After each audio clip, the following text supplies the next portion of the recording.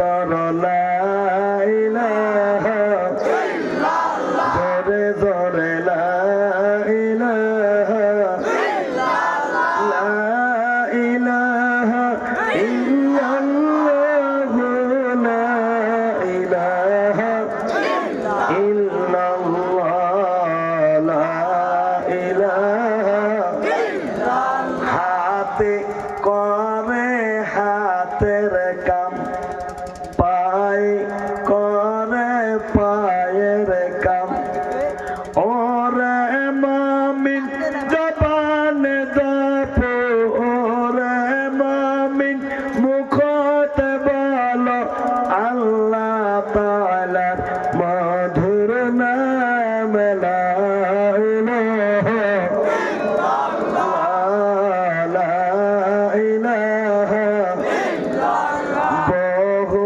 দূরে মদিনা, আমি কেমনে যাব জানি না, বহু দূরে মদিনা, আমি কেমনে যাব জানি না। দয়া করো দয়ার আল্লাহ, দয়া করো দয়ার আল্লাহ, পুরাও মনের বাসনা লা ইলাহা ইল্লাল্লাহ, লা ইলাহা লা ইলাহা ইল্লাল্লাহ মুহাম্মাদুর রাসূলুল্লাহ। সবাই পড়ো সাল্লাল্লাহু আলাইহি ওয়াসাল্লাম। আমরা এতক্ষণ কি করলাম? জিকির করলাম নাকি? দল আছে ওরাও জিকির করে, আছে না? উমার জিকিরের সাইজ কিন্তু আল্লামা। উমার পীর এত বড় বড় মোষ, এগুলো বোঝা যায় না ওইটা মোষ না ইড়ি ধানের কোষ। এখন ঠিক নেমেছে, উজু নাই গোসল নাই, এমন জিকির করে হুশ থাকে না, আছে না?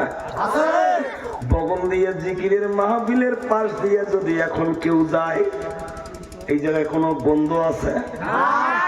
আর ওমার জিকিরের পাশ দিয়ে গেলে রে বা পাড়া ছাগল এরকম ভিড় নেমেছে।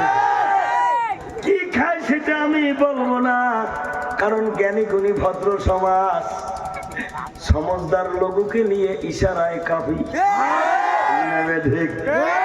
আমি কিন্তু জিকিরের বিরোধিতা করি না, কারণ আমিও তো নিজে জিকির করলাম, তবে জিকিরের কোয়ালিটি থাকতে হবে। কারণ আল্লাহ তো বলছে যে জিকির করলে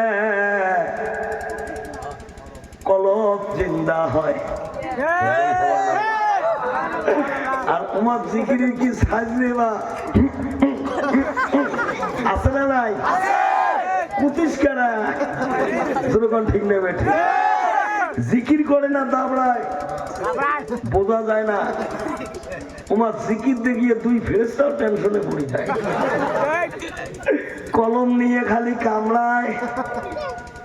আল্লাহ ডাক দিয়ে কয় মাবুদ, তোমার বান্দা বান্দি এরা যে কি করতেছে, জিকির করে না তোমার দাবড়ায়, আমরা তো কিছুই বুঝি না। এদের আমল নামায় সওয়াব নেবো না গুনাহ নেবো? মাবুদ আপনি বলে দেন। আল্লাহ কয় রে কেরামান কাতিবিন, তোমরা তো দূরের কথা, আমি আল্লাহ নিজেই বুঝি না এরা কি করে। এরকম ঠিক না বেঠে? যে জিকির আল্লাহ বুঝে না, ওই জিকির দিয়ে কি জান্নাতের আশা করা যাবে? কথা কয় না যাবে। জিকির করবেন সুবহানাল্লাহ, আলহামদুলিল্লাহ, আল্লাহু আকবার, লা ইলাহা ইল্লাল্লাহ। কিন্তু উমার জিকিরের সাইজটা আলাদা বাবা, ওই দিকে যাব না। আমি পীরের বিরুদ্ধে না, হক্কানি যারা আলেম পীর তাদের পক্ষে আমিও মাওলানা জিয়ারুল আসিজরে কোন ঠিক না বেঠে। আমি কেন এ বাদংডাঙ্গার প্রত্যেকজন মানুষের সঙ্গে থাকবে। যেমন পীর ছিল আমিরে শরীয়ত তৈয়বুর রহমান বরভূয়া, যেমন পীর ছিল বাসকান্দির হুজুর আহমদ আলী রহমতুল্লাহ আলাই, জোরে কোন ঠিক না বেঠে। যেমন পীর ছিল আব্দুল কাদের জিলানী রহমতুল্লাহ আলাই। কিন্তু এরা পিন্না খিললে বা কিছু বুঝি না বাবারে। কেউ যদি পীরত্ব দাবি করে, পীর হবার চায়, তার মধ্যে 4টে জিনিস থাকা খাবে। জোরে কোন কয়টা? এই 4টে যার মধ্যে পাবেন না, ও যত গোগামি ফানা ফিল্লা ওলি আল্লাহ, তার কাছে যাওয়া যাবে না। কি কি 4টে গুণের অধিকারী হতে হবে একটু আমি বলে দেই। এই 4টে গুণ যাচাই করে তারপরে ওই পীরের বয়াত ধরবেন। বর্তমান কতগুলো মা বোন আছে উমরাও বলে জিকির করে, আছে না? ও মা বোন খালা, ওয়াজ করতেছি রাত্রিবেলা, দয়া করে কানটা রাখবেন খোলা। মহিলাদের জন্য সবচেয়ে বড় পীর হলো তার স্বামী। সুবহানাল্লাহ। স্বামীর কথা মানে না, হুজুরের পাও শুনে দেওয়া বাদ দেয়, আছে না নাই? কথা কন না কা ছোটটা যদি দেয় আওয়াজ, আল্লাহ বক্তার মুখ থেকে বের করবে সুন্দর সুন্দর ওয়াজ। জোরে কোন সুবহানাল্লাহ। আর শ্রোতা যখন হবে কানেকশন, ওয়াজে আল্লাহ বাড়ে দিবে অ্যাটেনশন। আর যখন বাড়িবে অ্যাটেনশন, সময় চলে যাবে কতক্ষণ মনে হবে। আর যদি কথা না বলেন, উষ্ণতি ভুরকি ঢোকে বসি ঢোকে, একটু পরে বসি ঘটাইবে। ঠিক না? এই জন্য কথা কবেন, আর যাই কথা কবে না বুঝে নিবেন ইয়ার বাড়ি এলির সাথে সম্পর্ক ভালো না। ঝগড়া করি, কেসাল করি, মা ফিলো যাচ্ছে, মন মেজাজ খারাপ, ধরা ব্যাঙের মতো গাল ফুলি বসিয়েছে। ডাইনি বাইয়ে লক্ষ্য করবেন কে কথা বলে না, মনে করবেন ওইটাই সেইটিয়ে। কোনো মাদ্রাসার সভা না, গুরুস্থানেরও সভা না, মসজিদেরও সভা না, যুবক কমিটির সভা। এই জায়গায় তো পকেট হবে না ফাঁকা, এটা সকালে মনোদাসা। যৎক্ষণ শুনবো খালি শুনবো কোরআন হাদিসের কথা। জোরে কোন ইনশাআল্লাহ। ভাইজান মুরব্বী বাবাজিরা, তাহলে অলি হবার গেলে, পীর হবার গেলে কয়টা গুণের অধিকারী হতে হবে? জোরে কোন, তোর হলো না, জোরসে বলো কয়টা? এক নম্বর, যে ব্যক্তিটা পীরত্ব দাবি করবে, আল্লাহর অলি হিসাবে দাবি করবে, ওই ব্যক্তিটা 1 নম্বরে হতে হবে আলিম। কি আলিম? হাফিজ, কারি, মুফতি, মাওলানা আলিম, অর্থাৎ ইসলামিক ইলম তার থাকতে হবে। কিন্তু এই জামানায় কতগুলো পীর আছে রে বা, তোমার দিকের কথা কই না।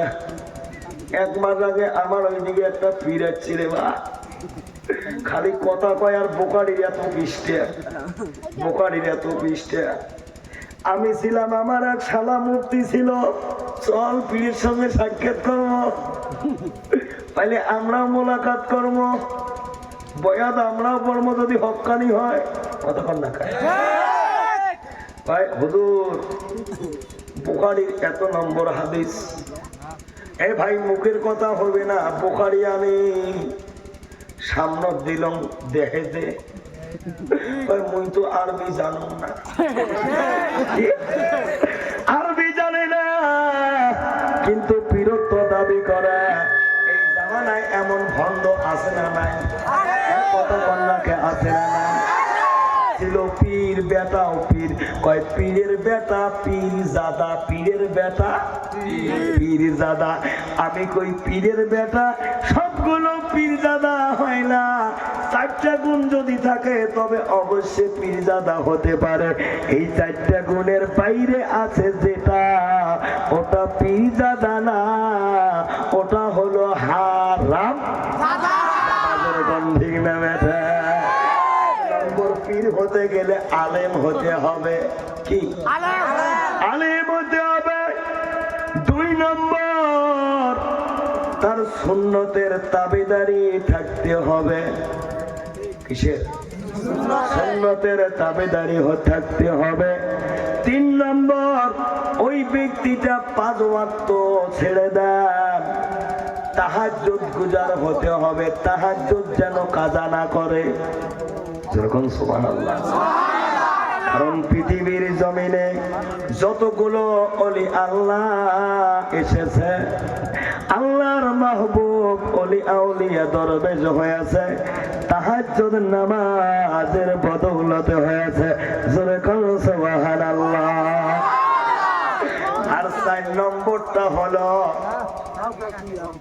মহিলাদের থেকে পরহেজ থাকতে হবে, কারণ মহিলাদের সঙ্গে দেখা করা যাবে না। বর্তমান জামানায় কতগুলো এমন আছে রে বা, নিজের বাবা আপেল আঙুল খোয়ায় না, পীর বাবার বাড়ি গেলে আইস ফেরে চায় না। যদি ঘন ঠিক না বেটা আছে না নাই? ভাইজান মুরব্বী বাবাজিরা, 1 নম্বর আলেম, 2 নম্বর সুন্নতের তাবেদারি, 3 নম্বর তাহাজ্জুদ গুজারি। এরা তো তাহাজ্জুদ তো দূরের কথা, নামাজ পড়ে না। আরো গান কয়, কররে মানা খেরের কাজ, ধ্যান যোগে হয় দিলের নামাজ। খেরের কাজ, ধ্যান যোগে হয় দিলের নামাজ। ও তোমার পাঞ্জি গানা, নামাজ পড়া লাগবে না।